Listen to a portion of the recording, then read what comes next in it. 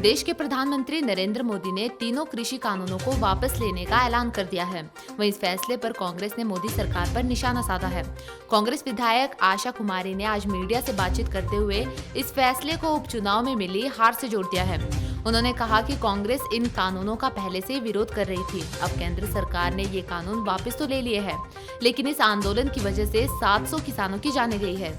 उसके लिए कौन जिम्मेदार है? आशा कुमारी ने कहा कि अभी राकेश टिकैत ने अभी आंदोलन जारी रखने की बात कही है, उसका कांग्रेस समर्थन करती है। उन्होंने हिमाचल की जनता का आभार जताते हुए कहा कि जनता ने सरकार को आईना दिखाया है। वहीं कांग्रेस विधायक विक्रमादित्य सिंह ने भी सोशल मीडिया पर भाजपा पर तंज कसते हुए लिखा कि हिमाचल उपचुनाव का असर, तीनों कानून वापस। हिमाचल में उपचुनाव की हार की गूंज दिल्ली तक सुनाई दी है।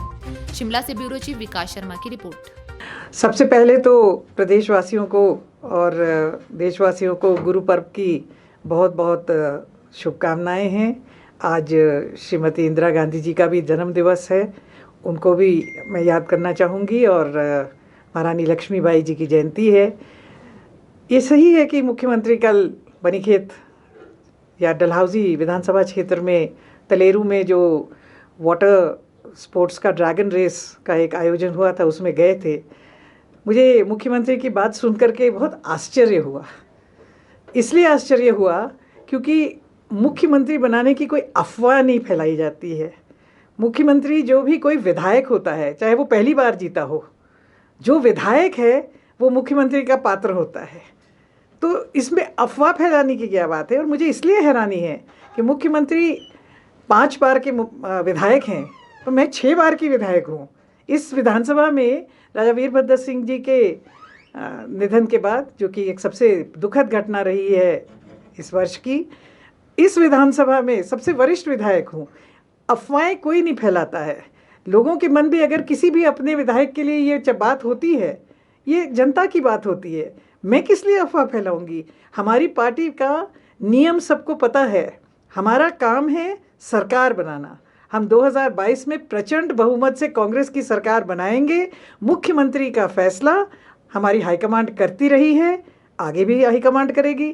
और मुख्यमंत्री, मुझे लगता है, जो 4-0 का आंकड़ा अभी बाई इलेक्शन में आया, उससे बौखलाए हुए हैं, और बौखलाहट में वो इस तरह की बातें कर रहे हैं। देखिए, कृषि कानून, पहली बात, कांग्रेस का शुरू से ये स्टैंड रहा है कि ये कानून है ही गलत, थे ही गलत। और भारतीय जनता पार्टी, प्रधानमंत्री और उनके सारे मंत्री जो हैं, अहंकार में आकर के उन्होंने इन कानूनों को वापस लेने से इनकार किया शुरुआती दौर में, जबकि सबको मालूम था कि ये कृषकों के हक में नहीं है।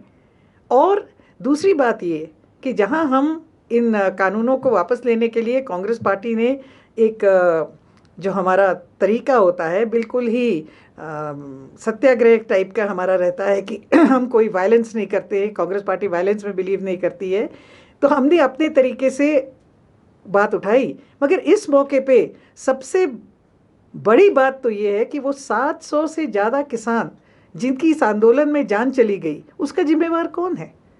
क्या आज हम उन जानों को वापस लाया जा सकता है? हम कर सकते हैं कुछ उसके बारे में?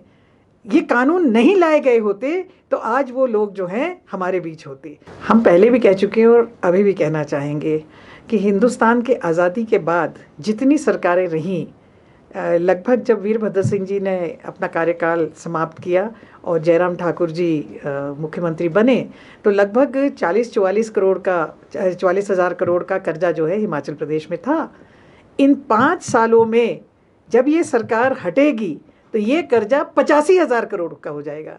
यानी जो 70 साल में कर्जा 44 साल का हुआ, वो 4 साल में 85 करोड़ का हो जाएगा। तो ये कहना कि पूर्व सरकारों